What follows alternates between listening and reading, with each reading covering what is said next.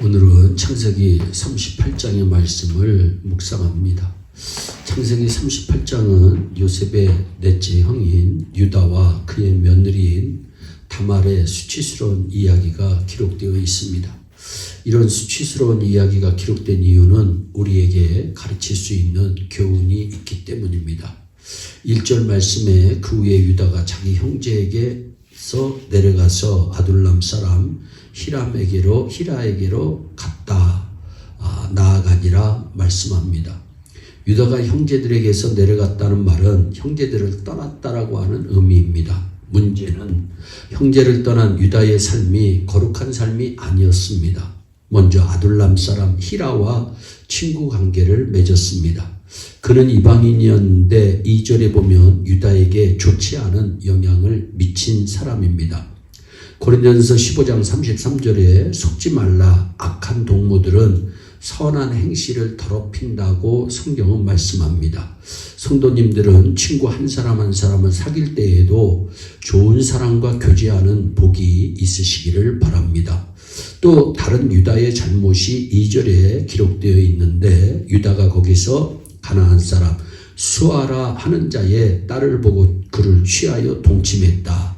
유다가 이방 여인과 결혼을 한 것입니다. 이제는 하나님 보시기에 죄악이었습니다. 왜냐하면 하나님은 아브라함의 후손, 즉 하나님의 택한 백성들이 이방 여인, 가나안 여인과 결혼하는 것을 원치 않으셨습니다.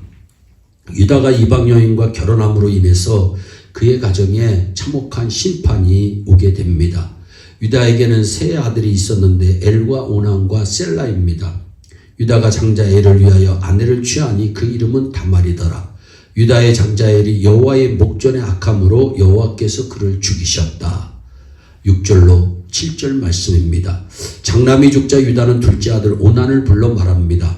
내 형수에게로 들어가서 아우의 본분을 행하여 내 형을 위하여 씨가 있게 해라. 8절 말씀이죠. 그런데 오난은 아들을 낳지 않으려고 하는 행동으로 하나님은 오난도 죽이십니다.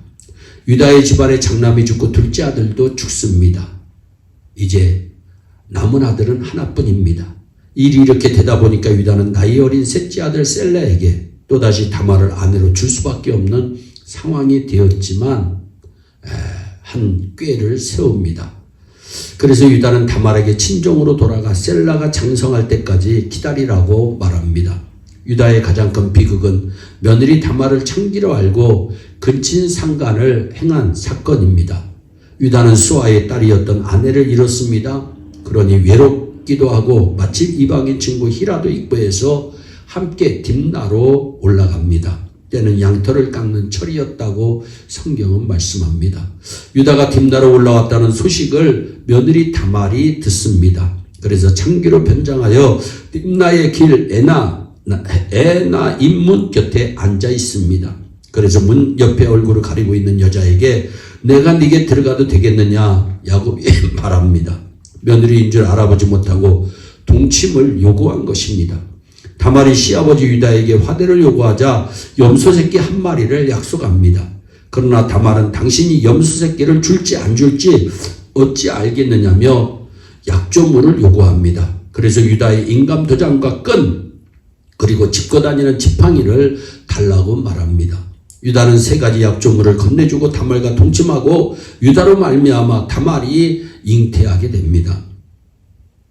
집으로 돌아간 유다는 이방인 친구 히라에게 염소 새끼를 줄 테니 너는 가서 에나임 문 곁에 있는 창기에게 화대로 전해주고 약조물을 받아오라고 말합니다. 그런데 히라가 에나임 문 곁에 가서 사람들에게 창기에 대해 수소문을 해보았지만 여기는 창기가 없다는 말만 듣고 약조물을 되찾아오지 못합니다. 그리고 석 달이 지난 후 유다는 며느리 다말이 행음하여 잉태하였다는 소문을 듣습니다. 분노한 유다는 다말을 끌어내어 불살을 하고 소리를 칩니다. 그런데 며느리 다말이 시아버지 앞으로 나오더니 세 가지 약조물을 내어놓고 이 약조물을 준 사람으로 말미암아 내가 잉태하였다고 말합니다. 그러자 유다는 며느리를 불태우려고 하다가 깜짝 놀라면서 그는 나보다 옳고 나보다 의롭도다. 내가 그에게 내 아들 셀라를 주지 아니하였음이로다 고백하며 다시는 다말을 가까이지 아니하였다고 성경은 말씀합니다. 왜 창세기 38장에는 이토록 수치스럽고 낯뜨거운 사건, 차라리 기록되지 않았으면 좋았을 법한 사건이 기록되었을까요? 이 사건이 우리에게 주는 엄청난 교훈이 있습니다. 창세기 38장의 기록 목적은 하나님의 은혜가 얼마나 큰 것인가를 우리에게 보여주고 있습니다.